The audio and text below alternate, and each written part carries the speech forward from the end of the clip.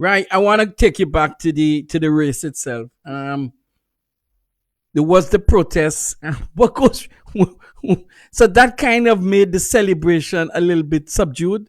So what goes through your mindset at that time? Um, at first, I didn't know what was happening. I was like, yeah, I won. We're waiting, and the women they had finished, and they got their medals. So I looked at Samba, and I was like, where are our medals? And Dos Santos looked at me and was like, yeah, I think there's a protest. And I was like, dang, what happened? And he goes, yeah, I think someone got DQ'd. And I was like, no, who got DQ'd? And he was like, I think it was you. Yo, So I right, saw that on listen, Instagram. So listen, I so saw that right, conversation. so right. What do you say then? I mean, so I got up and I like walked over to Coach Hayes and I was like, you need to call Wallace Spearman, because Wallace Spearman works for USATF. I was like, yeah, I was like, Coach Hayes, they DQ'd me. You need to call Wallace so that he gets down to the protest table to see what was going on. And then I walked from her all the way to the middle of the stretch where Max Siegel was sitting, who's the CEO of USATF, and a couple of Nike reps. And I said to him, like, hey, call Wallace because I think I got DQ'd. And, he called Wallace, and then Wallace, they were already down there, of course, trying to see what the problem was. And of course, it was because I hit the last hurdle and it moved Ezekiel's hurdle slightly, but it wasn't an intentional impediment. So I think that is the reason why, I was the results were upheld.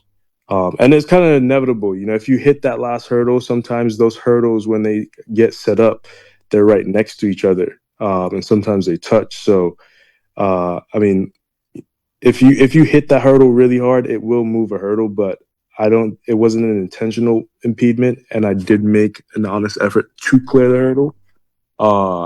I think if I didn't do that and it impeded him, then it would have been a completely different story. Right.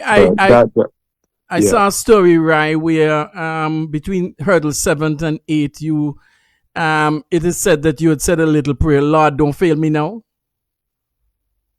No, I said that. I probably did. Yeah.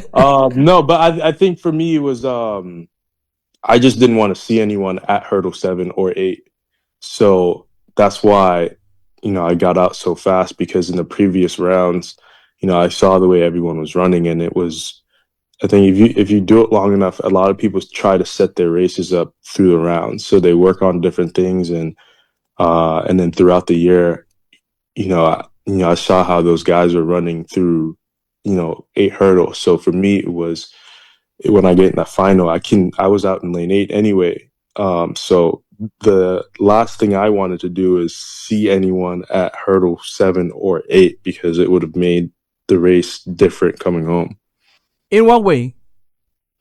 It just would have been a fight. It was just one of those things where with track, and what we do is, like, when you taste blood, when there's blood in the water, like, it just, I don't know what happens, but it just gives you another gear. And I think once you get to those last 2 hurdles, it's about who wants it more and who's more disciplined coming down the home stretch.